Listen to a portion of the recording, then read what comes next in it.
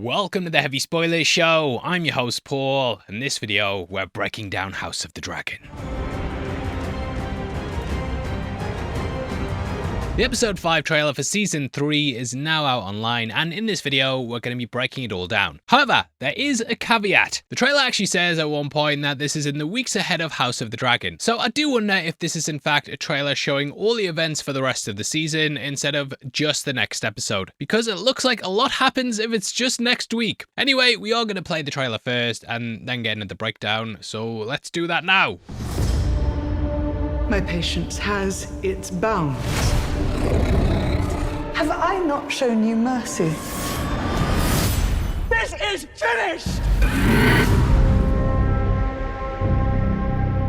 Rhaenyra has the throne. It is she who rules now. We should have burned them when we had the chance. A cunning mind can resist the most savage of beasts. Rhaenyra's defiled our great house, diminished the Iron Throne.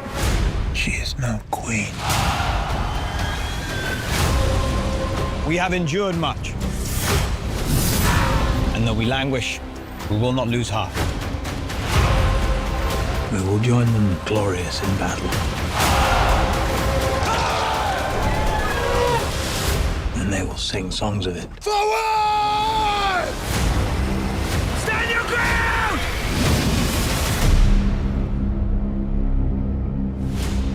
Okay, so in the past, the teasers have kind of served as this linear thing where you can kind of follow the narrative based on the order on how stuff is shown. However, this kind of comes across a bit more like a montage. Again, if this is definitely the latter half of the season, then I think that makes more sense with how it's presented. The tone is very grim though and completely relentless, and we get quick cuts of the characters in the war. It all builds towards a battle between the Blacks and Greens with the Winter Wolves as well. We really see what the Civil War is leading to, and the Greens ultimately being on the back foot. That's how we kick things off, with Criston on his knees inside a dragon footprint on the ground. He then looks up to the sky, realizing that death could come at any moment. We then see Rhaenyra at her small council saying her patience has its bounds, and we see a burned camp out in the forest. It's possible that this is Criston and the gangs, and then that got basically torn up by a dragon. The dragon left the footprint, and then the next day Criston is all covered in ash, looking up at the sky. We then see Alicent playing with her Faith of the Seven necklace, possibly wondering if the gods will even save her. This is mirrored by Aegon playing with what I believe is a knife, and he's possibly thinking of killing his bullies. Now I do think that instead of using a knife, he'll rise up with Sunfire and then come flaming down upon them as he reveals who he is. To him, Sunfire was still alive, and the Targaryens and dragons were said to have a psychic link. So I feel like Sunfire will sense his riders in danger and then come to his rescue. Either way, that takes us to the weeks ahead bit, and for this breakdown, I kind of want to group the shots together rather than just doing them in the order that they appear. I think that'll be the best way to do the narrative and kind of tie each of the points together since it jumps back and forth. Now, the first big thing I want to talk about is Rhaenyra saying this is finished. I actually think that this might be her discovering that Sheepstealer and Rhaena were behind the death of Jace. Dragons appear throughout the teaser, including shots of Rhaena at the Vale. Rhaenyra also appears to be in Grand War getup here and out in the field, so I do think this might be off the back of a dragon fight. The next shot of Caraxes and Daemon could potentially tie into this as well, with him deciding to defend his daughter. In the book, Daemon and Nettles, who Rhaena is based upon, they were basically getting it on, and Rhaenyra found out and wanted her head. So he kind of ends up moving away from Rhaenyra and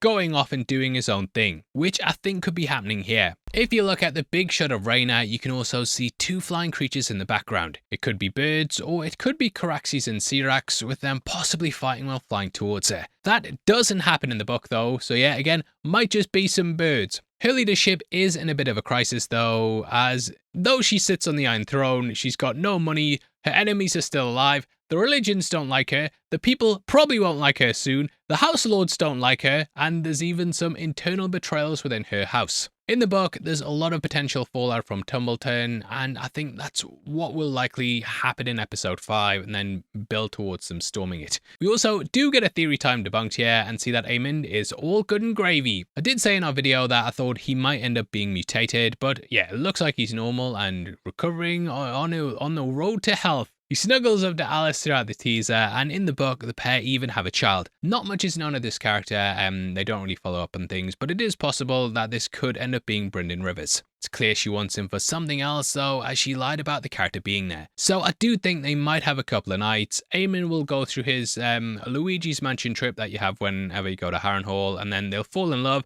and he'll probably not really enter the conflict again until later down the line. As for Tumbleton, we see that Ulf and Hugh have joined together outside the gates. Now, in case you don't know, they end up switching to the Greens, and I think this might come down to two big things that happened in the last episode. Personally, I think Kat's brother's death might even be blamed on Rhaenyra, as we know that from Kat's eyes, Aemond's a really nice guy that always hits the thumbs up. So I think she'll get the blame for that. If they attack the city and Kat's inside, Hugh will be like, what the fuck's going on? I didn't sign up for this. That's my wife. So yeah, I do think these will all be reasons why he ends up turning coat. As for Ulf, like, they're probably going to get him some beer or something, and that'll be enough for him. Daeron is also looking out of a window in front of the Green forces while Aemond is strategizing away. Aemond in the show has been painted as a very cunning enemy who's really good at scheming. The book portrays him as capable, but ultimately a doomed commander. However, the show has him more as an antagonist scheming around supplanting Daeron on the throne and ousting not only Rhaenyra, but also Daeron's brothers. In the book, Daeron is a brave young prince who fights honorably with Targaryen, whereas the show paints him out as being very, very reluctant. Aemond is kind of the devil on his shoulder who wants to influence him as much as he can. In the book, Aemond's army marches towards Tumbleton, and that comes after winning a battle at Honeywine. However, I did wonder if they might have flipped the order, and from the clips, I did start to think, could they be doing this battle after? I'm not sure exactly what battle is shown in the teaser, but it would make sense to have that in the season at some point. It's the bloodiest on-land battle in the entire war, and I was quite surprised that they just skipped it completely. I think they might have that go down though, and potentially Hugh and Ulf are now fighting for the Greens. Rhaenyra might even then have to accept Rhaenyra and Sheepstealer because they'd have a dragon on their side that could possibly even the playing fields. But this is a massive fight, and the Winter Wolves are going to play a big part in it as well. I love the way we see them laced throughout the teaser, and yeah, just great seeing that Stark banner as per usual. We see lots of Riverland banners as well at the 36-second mark, and it shows that all the houses are taking part in this conflict. Kristen also appears there too, and it seems like this might be what the whole season's building towards. There's also Alan marching out from King's Landing, and I think this will probably be a big fight in episode 7 or 8.